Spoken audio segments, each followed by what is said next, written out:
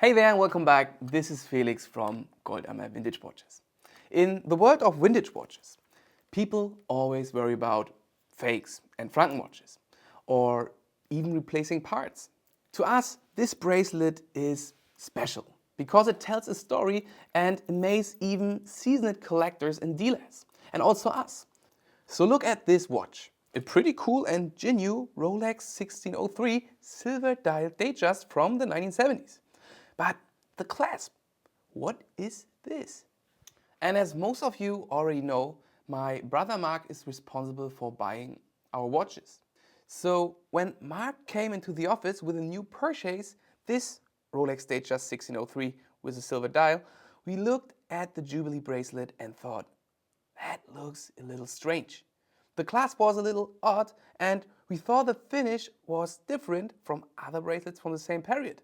Without any question, the watch head was authentic and everything that needs to go together did. So we thought maybe the previous owner just put a cheap replacement bracelet on the piece. Not something we would worry about, as there are a lot of great bracelets for these pieces. And we would just throw the bracelet in the trash until we opened the clasp and scales fell from our eyes. On the inside of the bracelet, the clasp was signed Yoskis, Hecho and Mexico. This means that the bracelet in our hands was an original, as far from a fake as it could be.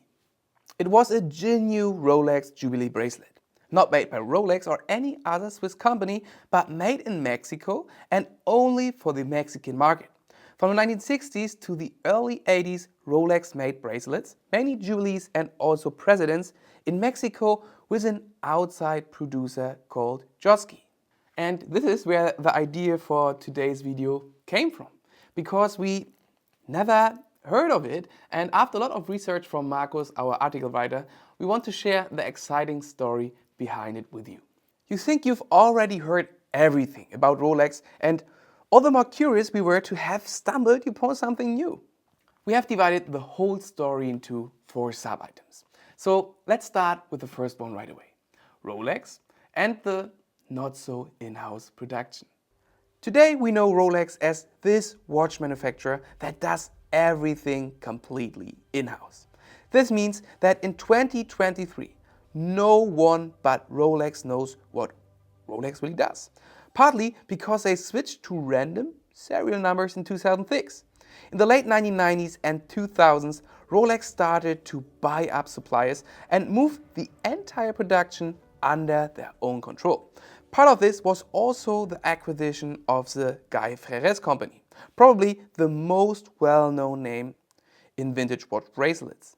But even before the 1990s, Rolex involved external expertise, quite a bit in fact.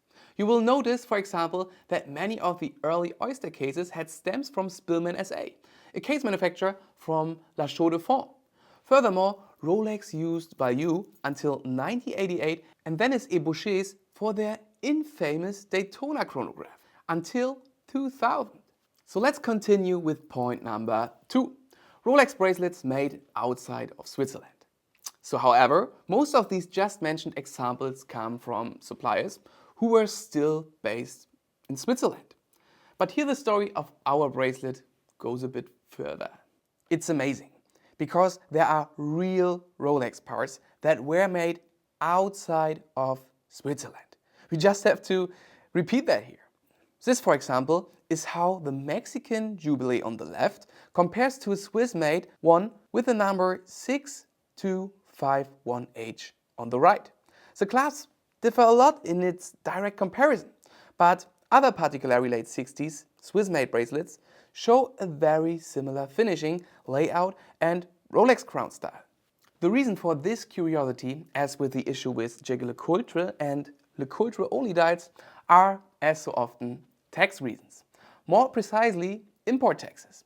Especially with bracelets, we can find domestic production in the United States, Argentina, Venezuela, Mexico, the United Kingdom and Japan. Between about 1958 and 78, Rolex also manufactured its revided Oyster bracelets in the United States. These bracelets were stamped C&I, which was the US-based company, and were mainly used on Rolex tool watches such as the GMT Master, Explorer and Submariner with 20 lug diameters. A second US-based supplier was GB Champion. Here you can see a 14K Rolex Oyster Perpetual date with an American 14K Jubilee bracelet from GB Champion. One of the rarest of these strange bracelets may come from Japan. With a simple inscription, "Made in Japan," it is rumored that a single man made these presidential bracelets, mainly in the late 1960s to early 80s. Besides Joskis for Mexico, the South American market was covered by another bracelet manufacturer, D'Agosto.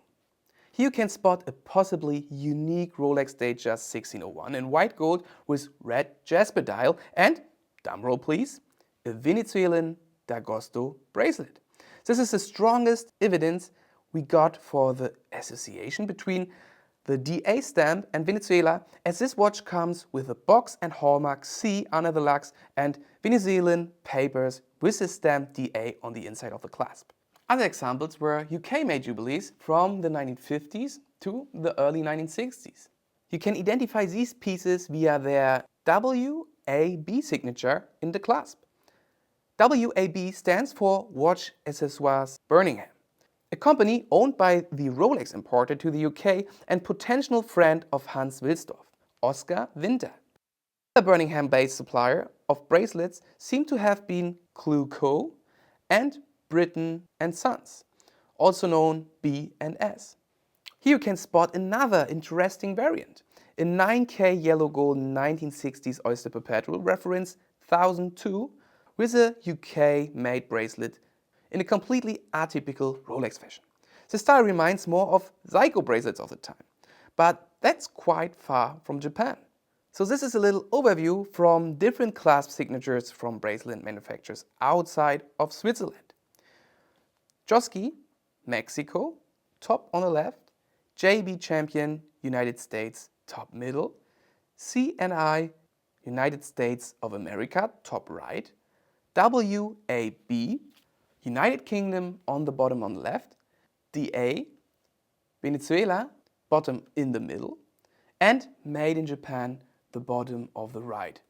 And I repeat, all of these are genuine and original Rolex bracelets, simply not made in Switzerland. Let's head over to point number 3.